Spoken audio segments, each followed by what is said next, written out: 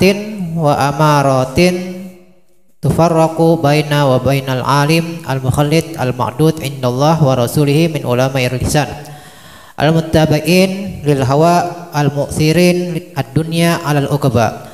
Fa min alamatil alim al-ma'dud min ulama'il akhirah ayyakuna khashi'an mutawadhi'an khaifan wajilan mushfiqan min khasyatillah zahidan fid dunya qani'an bil yasir minha munfiqan lil fadil an hajatihi mimma fi yadihi nasihan li ibadillah syafiqan alaihim rahiman bihim amiran bil ma'ruf nahiyan anil munkar musari'an fil khairat mulaziman al ibadat dalan alal khair dayan ilal huda la samtin wa ta'datin wa waqarin wa sakinatin wa husnul akhlaq wasi'a sadri layyinil janib mahfudil janah lil mu'minin la mutakabbiran wala mutajabbiran wala tami'an finnas wala harisan ala dunya wala mu'thiran laha ala al-akhirah wala jami'an lil mal wala mani'an lahu an haqihi wala fadzan wala ghalizan wala mumarian wala mujadilan wala bukhamsima qasiyan wala si al-akhlaq wala dayqas sadri wala mudahinan wala mukhadi'an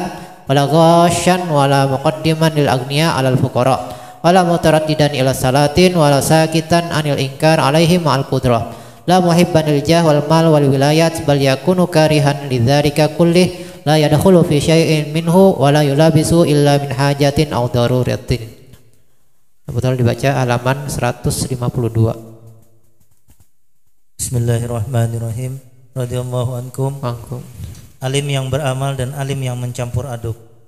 Ketahuilah bahwa seorang alim yang beramal dengan ilmunya dan yang diduga di sisi Allah dan Rasulnya sebagai ulama agama dan ulama akhirat mempunyai bukti dan tanda yang dengannya Anda bisa membedakan antara yang alim yang mencampur aduk yang dianggap di sisi Allah dan Rasulnya sebagai ulama jual obat menuruti hawa nafsu dan lebih mengutamakan dunia daripada akhirat. Tanda ulama akhirat ialah selalu merendahkan diri, takut, bimbang, khawatir terhadap murka Allah Subhanahu wa ta'ala, zuhud dari harta benda dunia, merasa cukup dengan yang sedikit, membelanjakan apa yang melebihi kebutuhannya, memberi nasihat kepada orang banyak, menyayangi dan membalas kasih terhadap mereka,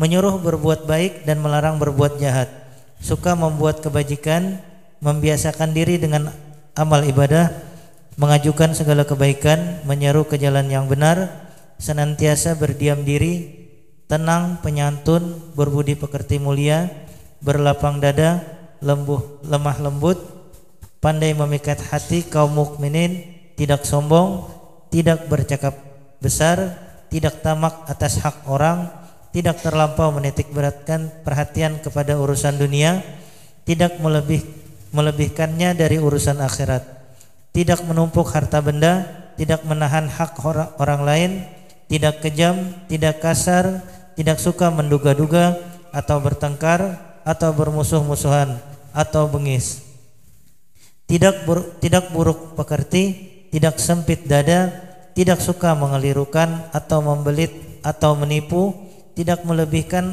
orang kaya atas orang miskin, tidak selalu menghadap pemerintah, tidak berdiam diri terhadap kelakuan mungkar jika berkuasa, tidak menginginkan pangkat, harta kekayaan dan kedudukan, malah ia senantiasa benci terhadap sifat-sifat itu, tidak melibatkan diri dalam suatu perkara melainkan jika perlu dan darurat saja. Al-Habib Abdullah Al-Haddad di sini bakal menyebutkan daripada tanda-tanda, ciri-ciri, alamat ataupun sifat-sifat ulama yang dikategorikan ulama akhirat, ulama warasatul anbiya, ulama yang dianggap dan diakui di sisi Allah Subhanahu wa taala dan Rasulnya. Dan dengan kita melihat tanda-tanda tersebut, sifat-sifat tersebut, kita bisa membedakan yang mana dikatakan ulama akhirat, yang mana dikatakan ulama lisan ataupun ulama su', ulama yang sekedar lisannya saja. Di antaranya beliau menyebutkan perbedaan yang mencolok daripada ulama akhirat dan ulama dunia, bahwasanya ulama lisan, ulama su itu senantiasa mementingkan dunia dibandingkan akhiratnya. Jadi seandainya diberikan pilihan, misal diberikan pilihan dalam satu waktu, misalnya disuruh pilih ngajar atau jadi, bahasa kita jadi anggota DPR lah misalnya, ternyata dia lebih mengutamakan menjadi anggota DPR dibandingkan menjadi guru pengajar. Anggap misalnya jadi guru gajinya sebulan 3 juta, jadi anggota DPR 10 juta, maka dia lebih memilih kepada dunia. Nah, ini dikatakan ulama su ataupun ulama lisan, yang dia lebih mementingkan urusan dunia dibandingkan akhiratnya. Maka beliau menyebutkan diantaranya sifat-sifat tanda-tanda ulama akhirat. Yang pertama adalah disebutkan di sini khasyian. Khasyian ini orangnya senantiasa khusyuk terhadap Allah Subhanahu wa taala. Jadi dia tidak terpengaruh dengan urusan dunia. Sekalipun misalnya dia berkecimpung di urusan dunia, tetapi dia tidak dilalaikan dengan urusan dunia tersebut terhadap akhiratnya. Jadi manakala datang waktu sholat, maka tidak akan meluputkan daripada urusan dunia yang sedang digelutinya akan urusan akhirat. Dia tinggalkan.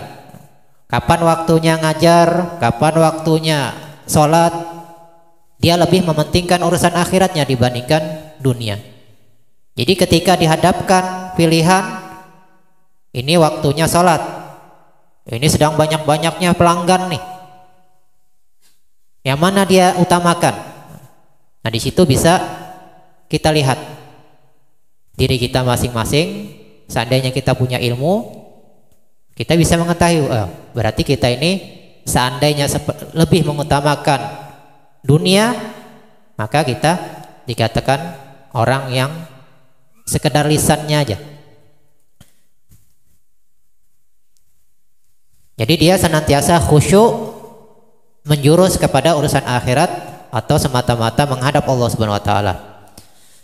Mutawadhi'an, artinya senantiasa tawadu, tidak pernah meninggikan dirinya sekalipun terhadap orang kafir sekalipun. Dia tidak pernah meninggikan dirinya. Walaupun ada batasan-batasannya, tapi di hatinya senantiasa menyimpan sikap tawadu. Jadi tidak pernah menimbulkan sifat takabur. Sekalipun timbul, dia senantiasa berusaha untuk menghilangkan sikap takabur tersebut. Jadi senantiasa berusaha tawadu. Sekalipun misalnya marah terhadap muridnya, sekalipun marah terhadap istrinya, sekalipun marah terhadap anaknya, tapi itu sesuai dengan batasan syariat yang sudah diajarkan oleh Nabi kita SAW. Mukulnya bagaimana? Oh, mukul jangan yang ghairu mubarrih, jangan yang sampai menyebabkan luka lebam misal, jangan sampai seperti itu. Jadi ada aturannya. Jadi sekalipun marah tapi dengan sikap yang tawadu. Nah, jadi senantiasa berusaha menimbulkan sikap tawadu dan menghilangkan sikap takabur daripada dirinya. Kemudian yang ketiga, khaifan, senantiasa takut kepada Allah Subhanahu wa taala. Jadi manakala misalnya dihadapkan terhadap suatu maksiat, suatu yang bertentangan dengan syariat, maka dia takut kepada Allah Subhanahu wa taala. Wajilan, kurang lebih maknanya juga takut. Musyfiqan min khasyatillah, senantiasa menyayangi, bersifat kasih sayang, tapi itu timbul karena takut kepada Allah Subhanahu wa taala. Jadi kasih sayangnya karena dia takut kepada Allah Subhanahu wa taala. Dia kasih sayang terhadap anak istrinya, dia kasih sayang terhadap sesama manusia, itu semata-mata karena takut kepada Allah, bukan karena ada kepentingan. Kita misalnya kasih sayang terhadap anak, kenapa? Alasannya apa? Alasannya supaya anak kita tunduk sama kita, diperintah nurut. Nah ini kita kebanyakan seperti itu. Kenapa kita kasih sayang terhadap istri? Supaya disuruh nurut, supaya dimasakin yang enak-enak misalnya. Ada tujuan yang selain daripada Allah Subhanahu wa taala. Kenapa kita kasih sayang terhadap orang lain? Oh, karena ada kita kepentingan. Kepada anak buah kasih sayang, oh supaya dia mau diperintah dan tunduk. Kasih sayang terhadap bosnya supaya dapat gaji, dapat bonus. Jadi ada kepentingannya, bukan karena takut kepada Allah Subhanahu wa taala. Zahidan fit dunia, dan senantiasa zuhud, bersifat zuhud. Nah, zuhud ini ada tingkatannya. Zuhud minimal, tingkatan zuhud yang minimal bahwa tidak mau mengambil yang haram ataupun yang syubhat. Minimal, itu minimal dikatakan zuhud, tidak mau mengambil yang haram ataupun yang syubhat. Ada tingkatannya, ada zuhud yang menengah, ada zuhud yang paling tinggi. Jadi minimal dia tidak mau mendekati yang haram ataupun yang syubhat. Jadi kalau ada yang syubhat itu sudah dihindarinya.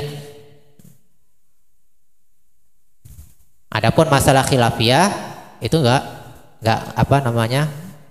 dimaksudkan di sini. Khilafiyah itu bisa terjadi misalnya. Tapi kalau ini syubhat, nah, syubhat itu beda sama khilafiyah. Syubhat sama khilafiyah beda. Ambil contoh, kalau syubhat itu seperti ini, misal ya gampangnya kayak gini. Kita punya sandal nih, merek A misalnya. Kita pakai ke masjid. Begitu kita keluar, kita lihat sama, tapi kita rasakan kok beda nih. Entah ukurannya kah, kelihatannya beda. Oh ini perasaan sandalana nih sudah buruk, tapi ini masih baru nih. Mirip dengan dia punya. Kalau dia bersifat takut kepada Allah Subhanahu wa taala, ini dikatakan syubhat, karena tasyabuh bainal halal wal haram, karena mirip dengan yang dia punya yang halal. Jadi 50-50, ini yang halal atau yang haram, ini punya anak atau bukan, dia tinggalkan, nggak mau dia pakai. Nah itu dikatakan orang yang menghindari syubhat.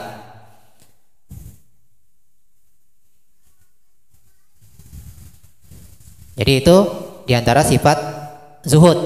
Jadi itu sikapnya ulama akhirat seperti itu. Jadi nggak mau, wah ini sama nih, sama pakainya, enggak.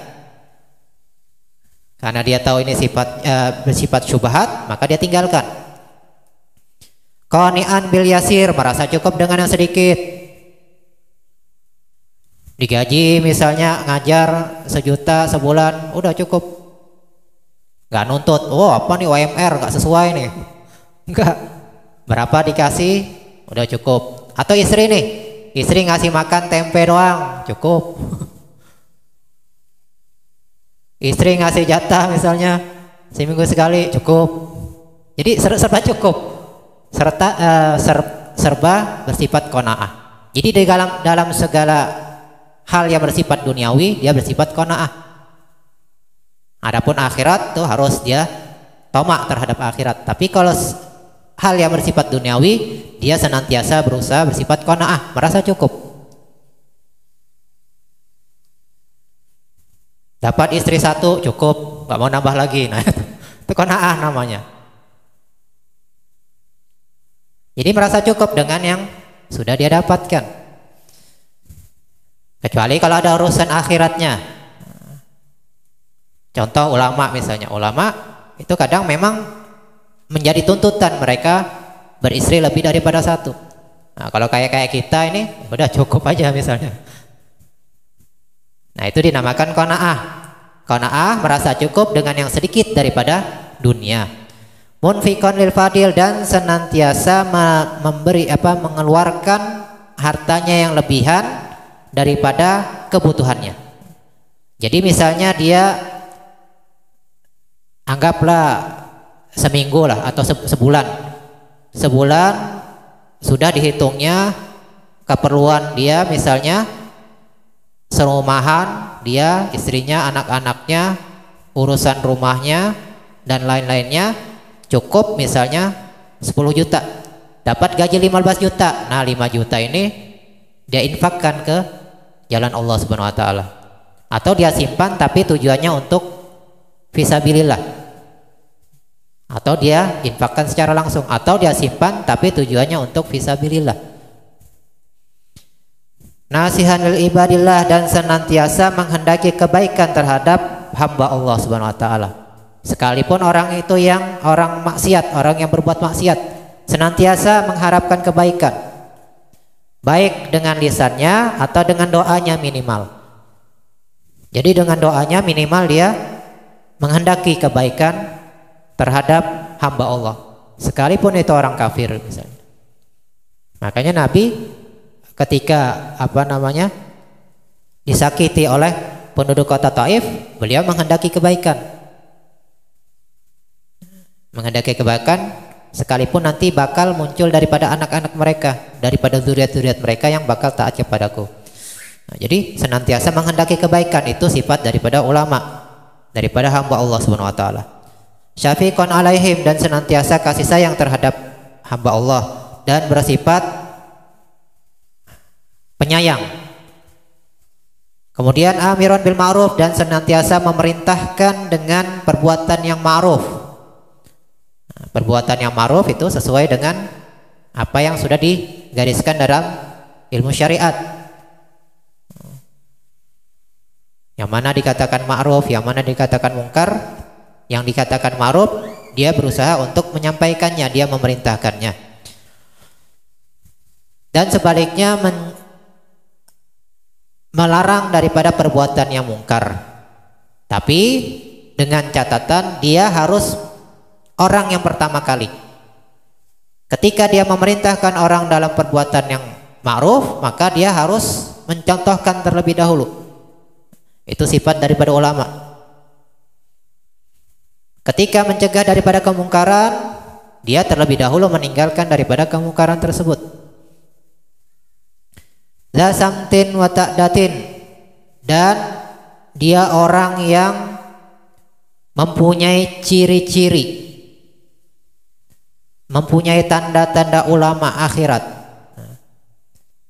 Jadi sudah mempunyai ciri-ciri daripada pakaiannya, kepribadiannya itu sudah nampak. Jadi nggak bisa dibohongi, itu bisa nampak. Apalagi di sisi orang-orang waliullah. Jadi mereka tahu, oh ini orang ulama akhirat. Apalagi orang yang punya mata batin, mereka mengenal, oh ini yang dikatakan ulama akhirat. Jadi kelihatan. Makanya ada yang dinamakan muru'ah. Jadi muru'ah itu harus dimiliki oleh para ulama. Muru'ah itu adalah berperilakunya seseorang sesuai dengan tempat di mana dia berada dan sesuai dengan keadaan dia. Itu dinamakan muru'ah. Contoh, ulama, misalnya ulama tarim, misal ulama tarim. Jadi ulama tarim ini berpakaiannya harus seperti ini. Kalau keluar daripada ini maka hilang sifat muru'ahnya. Hilang sifat muru'ah dikatakan tidak adil lagi, nggak sah dijadikan saksi. Jadi ulama itu harus menjaga muru'ahnya. Ulama Indonesia ada muru'ahnya. Ulama Jawa ada muru'ahnya, beda-beda. Ulama Banjar ada muru'ahnya. Jadi berpakaiannya ulama itu harus sesuai dengan di mana dia berada. Jadi kalau misalnya ulama Banjar pakaiannya harus seperti ini. Ulama Jawa harus seperti ini. Artinya nggak boleh di bawah itu. Secara umum dikatakan ulama, muru'ah ulama secara umum dia nggak boleh keluar rumah tanpa menggunakan penutup kepala. Nah, itu salah satu muru'ah daripada ulama. Jadi keluar rumah harus menutup kepala. Nah, itu salah satu ciri muru'ah daripada ulama. Jadi kalau dia seandainya keluar, apalagi sering, nggak pakai kopiah, nggak pakai penutup kepala, keluar rumah, hilang muru'ahnya, nggak sah dijadikan saksi. Apalagi jadi wali nikah, menikahkan anaknya, nggak sah. Menikahkan anaknya nggak sah, sekalipun dia ulama, tapi keluar rumah misalnya nggak pakai kopiah, nggak pakai penutup kepala. Jadi harus mempunyai ciri-ciri ulama, artinya punya muru'ahnya ulama. Wata'datin, dan sikap kasih sayangnya ulama. Jadi ulama itu sikap terhadap muridnya, terhadap yang diajarnya itu ada ciri-cirinya. Waqarin wa sakinatin, orangnya tenang, nggak gerusa-gerusu. Oh, pinginnya buru-buru, nggak, tenang, santai. Jadi dengan standar, dengan ukuran yang semestinya. Jadi orangnya nggak buru-buru, senantiasa bersikap tenang. Husnul akhlak, dan mempunyai akhlak-akhlak yang baik, akhlak-akhlak yang terpuji. Wasi'as sadri, orangnya pemaaf. Orangnya pemaaf. Jadi kalau urusan pribadinya, dia senantiasa memberikan maaf, sekalipun orang tersebut nggak minta maaf, dia sudah maafkan. Misalnya dia disakiti, dia dizolimi istrinya, dizolimi suaminya, dizolimi anaknya, dizolimi atasannya, dia sudah maafkan. Sekalipun yang menzoliminya nggak minta maaf, dia sudah maafkan. Itu sifat ulama. Jadi selalu memberikan maaf. Lainil janib, dan senantiasa bersikap lemah lembut terhadap orang yang di sekitarannya. Di sekitarannya, baik istrinya, suaminya, anaknya, tetangganya, senantiasa bersikap lemah lembut. Mahfudil janah lil mu'minin, dan senantiasa menundukkan ketinggian hatinya terhadap orang yang beriman. Jadi nggak mau mengangkat dirinya terhadap orang-orang yang beriman. Jadi sekalipun dia ini sudah sekali berulama, terhadap muridnya juga tawadu, sekalipun itu muridnya. Ini banyak kita saksikan daripada contoh-contoh ulama seperti ini. Guru mulia Al-Habib Umar ketika di Rubat, yang mimpin madrasnya itu hitungannya murid beliau. Syekh Abu Bakar bin Faqih itu murid beliau hitungannya. Tapi ketika hadir di situ, Al-Habib Umar duduk di bawah, bertindak selaku sebagaimana murid. Jadi duduk di bawah beliau, duduk di belakang. Nah, itu tawaduknya mereka seperti itu. Jadi sekalipun kedudukannya lebih tinggi, tapi nggak mau meninggikan dirinya di hadapan orang yang sebenarnya di bawahnya. Banyak kita saksikan daripada ulama-ulama hadramaut, ulama-ulama tarib. Ada misalnya salah satu tolabah, salah satu penuntut ilmu itu di Rubat itu.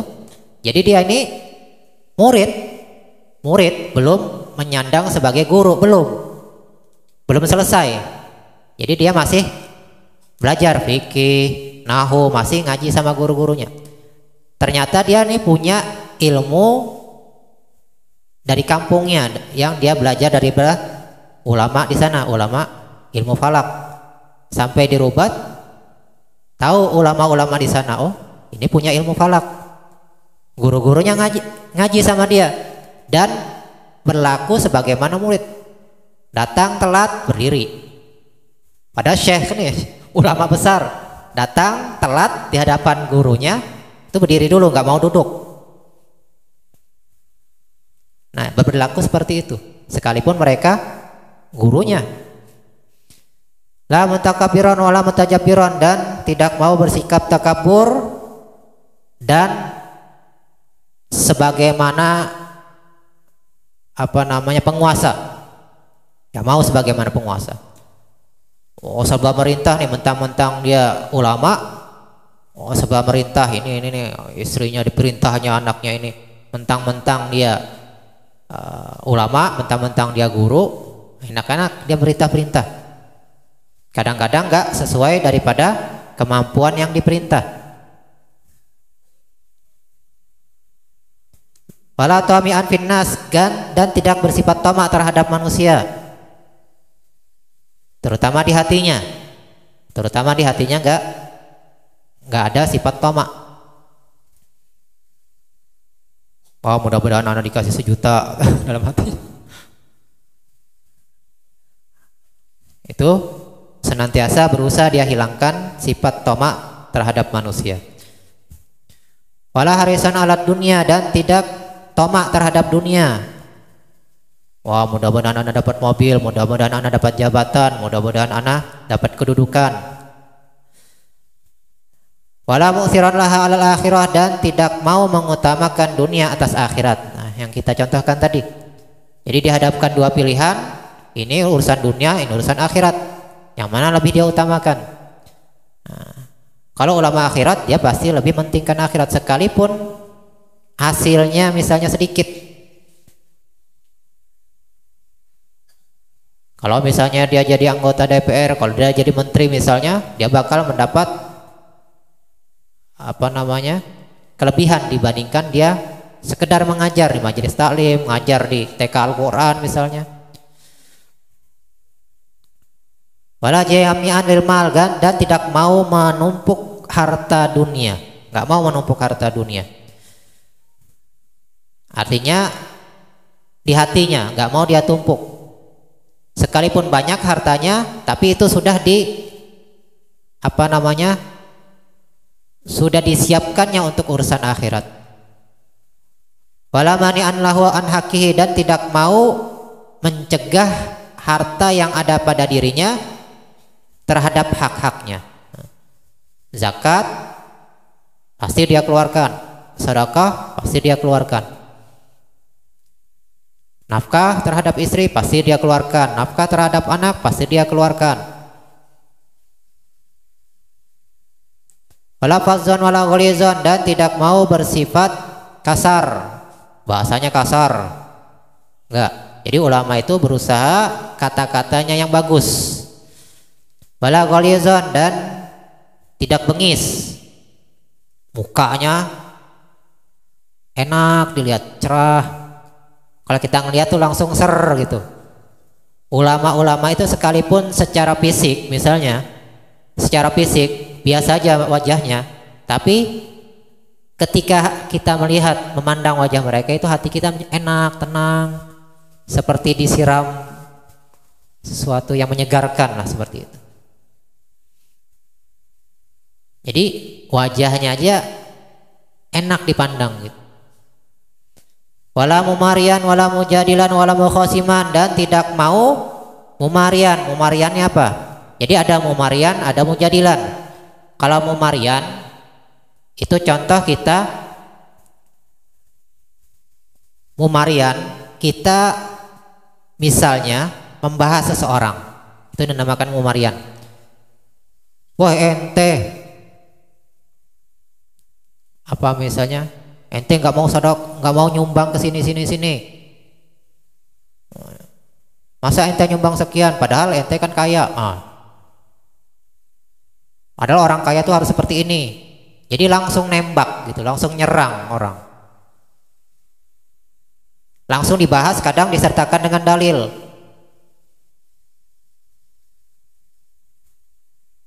Misal nih, yang sekarang ini misalnya, oh ente ngapain makan di situ? Itu produk Yahudi misalnya.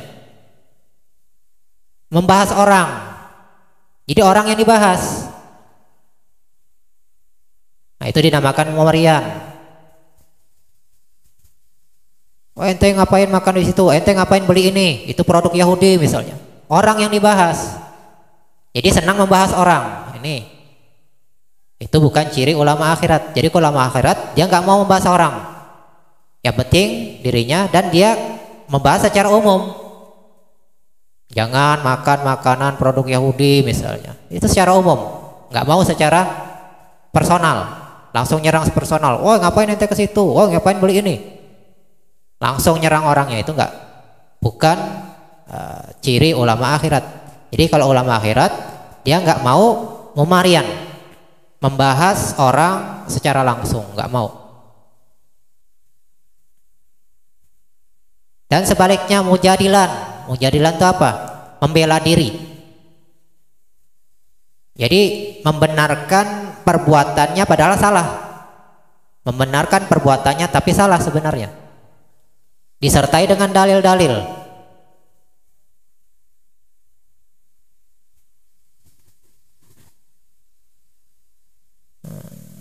Apa misalnya?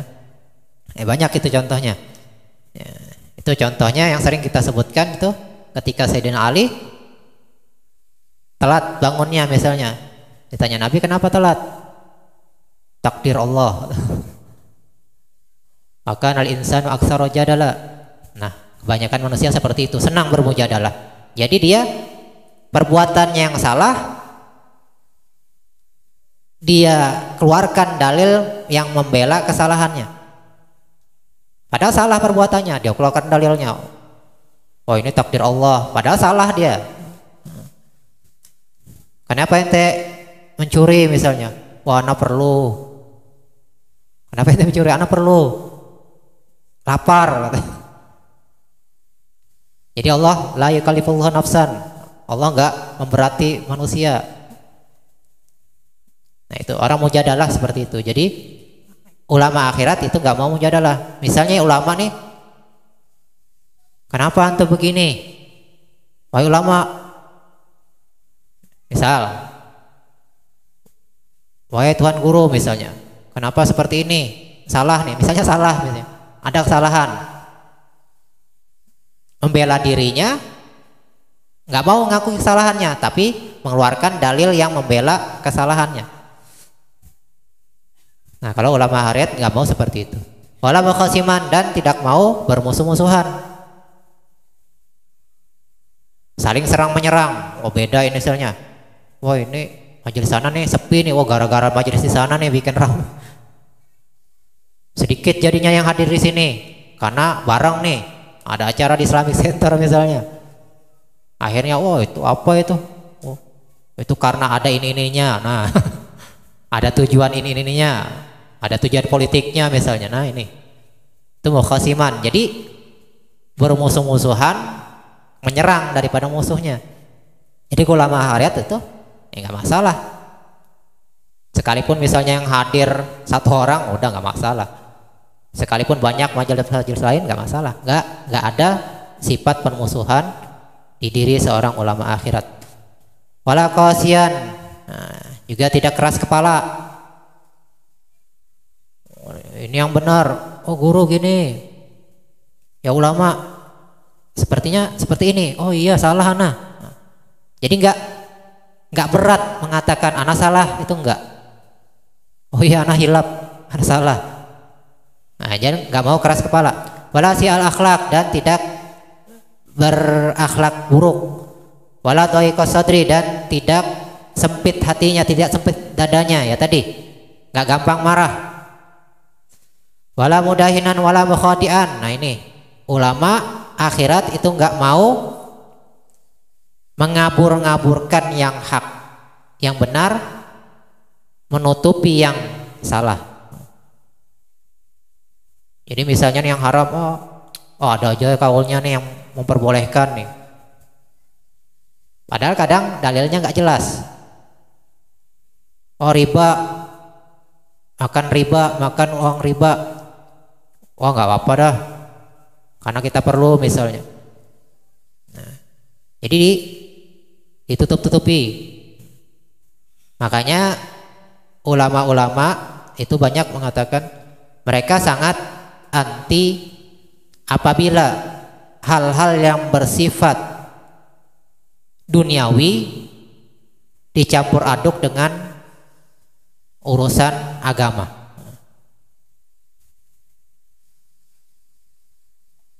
Misalnya dulu ada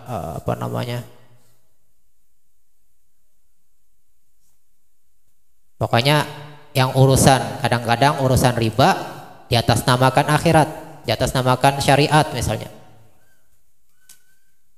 Nanti ujung-ujungnya minuman syariat, padahal ada alkoholnya misalnya. Apa namanya? Bunga syariat, pinjaman syariat. Jadi padahal bunga, dikatakannya lain bunga ini. Jadi ditutup-tutupi. Jadi kalau ulama akhirat itu nggak mau seperti itu. Jadi yang mana yang benar, yang mana yang haram, haram. Yang mana yang halal, dikatakan halal. Jadi nggak mau ditutup-tutupi. Wala mukhadi'an, juga tidak mau menipu. Wala ghasyan wala muqaddimanil agniya alal fuqara. Dan tidak mau mengutamakan orang kaya daripada orang-orang miskin. Jadi majelisnya nih, ayo udah yang orang-orang kaya aja, pejabat aja, orang-orang bangsawan aja diundang. Jadi nggak mau, ulama akhirat tidak mau mementingkan yang kaya dibandingkan orang fakir. Justru sebaliknya, mereka lebih senang terhadap orang-orang fakir dibandingkan orang-orang kaya. Wala mutaraddidan ilal salatin, dan tidak mau bolak-balik mendatangi pejabat, pemerintah, nggak mau. Artinya bolak-baliknya yang nggak penting.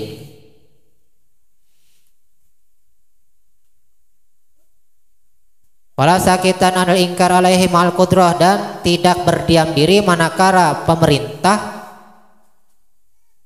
melakukan perbuatan mungkar atau ada kemungkaran di sisi pemerintah, maka mereka akan tidak berdiam diri untuk menyatakannya di hadapan pemerintah tersebut. Jadi mereka dengan seandainya mampu, punya kuasa untuk menyatakannya, mereka menyatakan kepada pemerintah tersebut. Wala muhibban lil jah, dan tidak suka terhadap jabatan. Sekalipun jadi ketua MUI misalnya. Jadi takmir masjid. Wah, anak kan ulama, anak kan ustadz. Wah, anak aja dah jadi takmir. Anak aja dah jadi ketua KUA. Anak aja dah jadi guru agama di sini. Anak jadi guru kepala sekolah di sini. Anak kan ulama. Sekalipun seperti itu, mereka menghindari jabatan dan juga harta dan kedudukan. Bal yakunu karihan lidzalika kulli, dan mereka benci, tidak suka terhadap yang demikian itu. Jabatan, harta, dan wilayah, kedudukan. Wilayah misalnya, udah ente jadi KUA Tarakan Barat misalnya, atau ente yang jadi Kaltara lah, satu Kaltara pegang. Enggak. Kalau bisa dia hindari. Bahkan di antara ulama sampai kabur ya misalnya. Ini sudah dicalonkan jadi mufti di satu daerah, karena sifatnya belum fardu ain, dia tinggalkan, kabur dia, supaya menghindari diberi jabatan selama belum fardu ain terhadap dirinya. Tapi kalau fardu ain, maka dia mau nggak mau harus menduduki jabatan tersebut. La yadkhulu fi syai'in minhu wa la yulabisu illa min hajatin aw daruratin. Tidaklah mereka menduduki jabatan atau wilayah dan harta itu kecuali memang hajat dan darurah. Nah, ada hajat, ada darurah. Jadi dari hukum fikih, jadi ada dikatakan lil ikhtiar, ada lil hajah, ada lil darurah. Jadi di sini ulama tidak mau menjadi pejabat, tidak mau menjadi menguasai suatu wilayah kecuali hajat dan darurah. Artinya apa hajat dan darurah? Bukan ikhtiar. Kalau ikhtiar memang kehendak dirinya. Wah, mencalonkan jadi anggota DPR. Nah, nggak mau dia mencalonkan diri. Mencalonkan nggak mau. Mencalonkan diri nggak mau. Minimal dia mau lil hajat. Karena lil hajat, misalnya oh ini nggak ada lagi di sini yang ngerti fikih, nggak ada yang ngerti ilmu agama kecuali sampean. Mau nggak mau beliau yang megang posisi itu. Karena lil hajat. Itu lil hajat. Kalau lil darurah, misalnya oh ini sudah kacau nih, kacau. Urusan pernikahan gak ada yang benar sudah di daerah situ. Kalau misalnya beliau nggak menjabat di situ, tambah kacau, nikah orang banyak yang nggak sah misalnya. Akhirnya lid darurah, maka dia harus memegang jabatan itu. Kalau dia nggak pegang, kasihan orang, nikahnya nggak ada yang sah misalnya. Jadi KUA di situ misalnya, yang penting gini. Padahal banyak yang nggak sesuai daripada aturan syariat. Jadi lil hajah atau lid darurah, bukan lil ikhtiar. Lil ikhtiar dia nggak mau. Contohnya apa lil ikhtiar? Mencalonkan diri. Itu namanya lil ikhtiar. Jadi kecuali lil hajat atau lid darurah. Nah itu secara kesimpulan, secara garis besarnya juga daripada sifat-sifat tanda-tanda ulama akhirat. Nah, mudah-mudahan kita bisa memahami daripada apa yang sudah kita dengarkan, daripada apa yang disampaikan oleh Habib Abdul Haddad tentang ciri-ciri tanda-tanda ulama akhirat. Mudah-mudahan kita bisa mengenal daripada ulama-ulama akhirat dan bisa mengikuti mereka, bisa menjadikan mereka sebagai ikutan kita, bisa menjadikan kita istiqomah dalam mengikuti jejak langkah orang-orang yang diberi nikmat oleh Allah Subhanahu wa taala. Sebagaimana yang kita sering doakan di dalam surah Al-Fatihah, ihdinas siratal mustaqim, siratal ladzina an'amta 'alaihim. Mudah-mudahan Allah Subhanahu wa taala menjadikan kita orang istiqamah dan mati dalam husnul khatimah. Nah, itu dulu yang bisa disampaikan, kurang lebih mohon maaf, wal afu minkum, wallahu subhanahu wa taala alam.